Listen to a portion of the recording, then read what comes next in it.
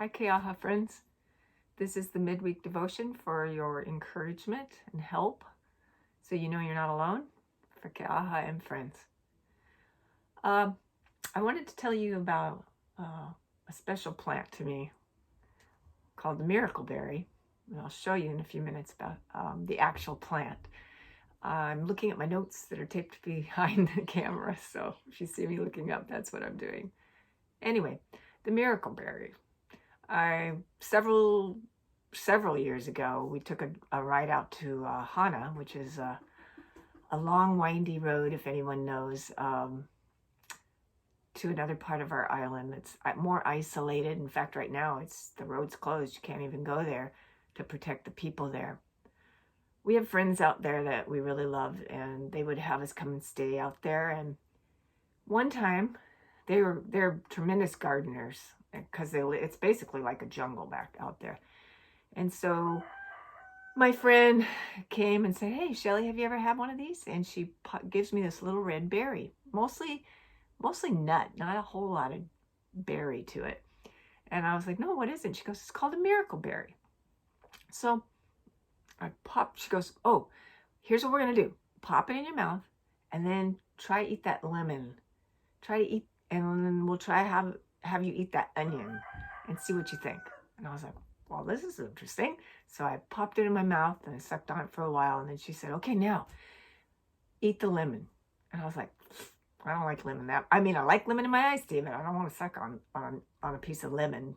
And she was like, "No, try it." So I took the berry nut or seed out of my mouth and I put the lemon up to my mouth, and it was as sweet as honey. And you know me, I was totally amazed. And then I tried the onion, and it was sweet as honey. And I tried a whole bunch of things because I was just so excited about it. I wanted to share it with everybody, but there really wasn't enough berries. The tree that she had at that point only had a couple berries on it. And I just wanted people to experience it. I wanted people to believe me. And they did. I was so excited. They knew something happened, and they were willing to believe me, and they would have tried if they could have tried. So I was very excited, but you like to share it, you know? It's more fun when other people get it. So I don't know, a year or two went by. We took another trip out there. And before we left, she goes, "Hey, I have a little surprise for you." And she gave me a little Ziploc with 3 miracle berries in it. And I was like, "Oh my gosh." I was very excited about it. Didn't know what to do with them. And I was struggling because I wanted to experience it again, and I wanted others to experience it. But there wasn't enough berries. There's only 3. And there were so many people that I knew would be so excited about this, and I had heard the stories about it.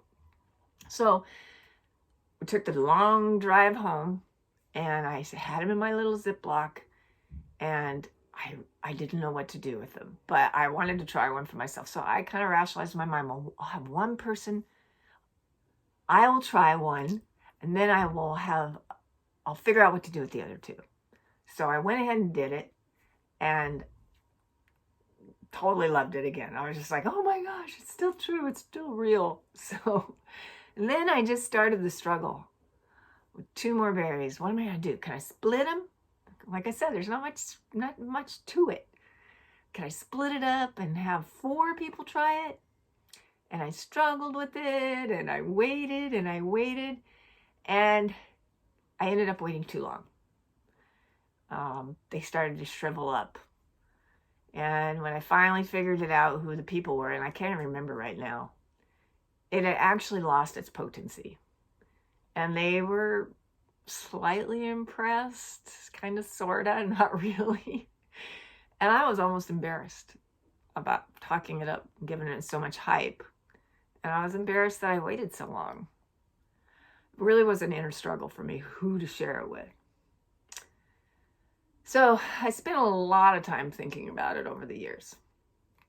And then Ian, my son-in-law, and my daughter, who live downstairs, surprised me during this whole COVID-19 thing, and said, "Look what we found," which, because they were hard to find. I'm guessing they're still hard to find. But they came home with a miracle berry tree.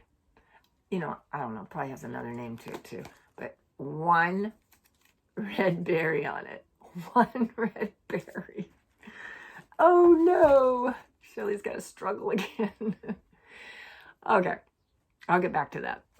So it really has, over the years, I've pondered it and I've thought about it and felt like the Lord was trying to tell me something about it. And he's probably got more to tell me than what I'm going to say today, because this is going to be very short.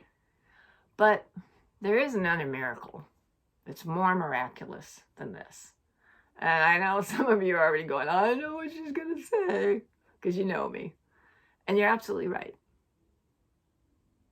It's Jesus. I love Jesus. There's a verse out of 1 Peter 2:3 that says, now I have tasted that the Lord is good.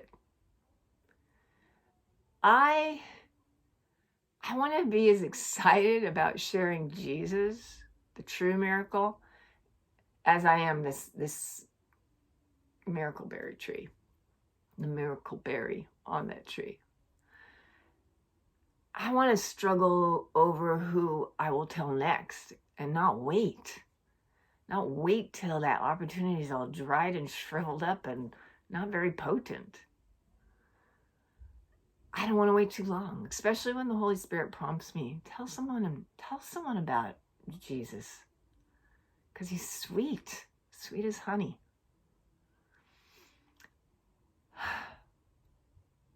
It's good news. And what is that good news? That bottom line, I'll say it one more time, Jesus is sweet. Don't let the world fool you. Don't let the church fool you. I love the church, but don't let the church fool you with its foolishness and its hypocrisy. Jesus is sweet, and his love never changes for you or me. What's the verse? There's another verse I love. It says, I'm not going to start over, because I want you to hear this. Oh, taste and see that the Lord is good, and blessed is the one that trusts in him. Psalm 34:8. Here's another one. How sweet your words taste to me. They are sweeter than honey. He died for you and me. We kind of get that all messed up. Why he died? It's because that's the only way we were going to get to see our God, was that if he would cover our sin. And he did. It's a great sacrifice. That's a miracle. It's a miracle that he rose again from the dead. There's a lot of miracles. So don't let the moment pass by to pick Jesus. And don't let the moment pass by, you Jesus lovers, to tell other people about him. Just tell them how sweet he's been. So that's it. And I've got this miracle berry tree, and I've been pondering. I want to eat that berry so bad. I'm going to let Ian do it. He and Dawn really worked on this to make it grow, picking off bugs at night. So if he wants to share it with Dawn, yay, but I'm going to let him experience this miracle. So thanks for hanging out with me for a few minutes. I hope that was encouraging. We're praying.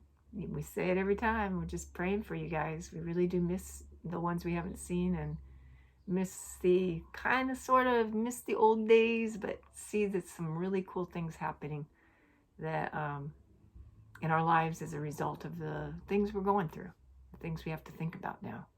So much love to you. Aloha.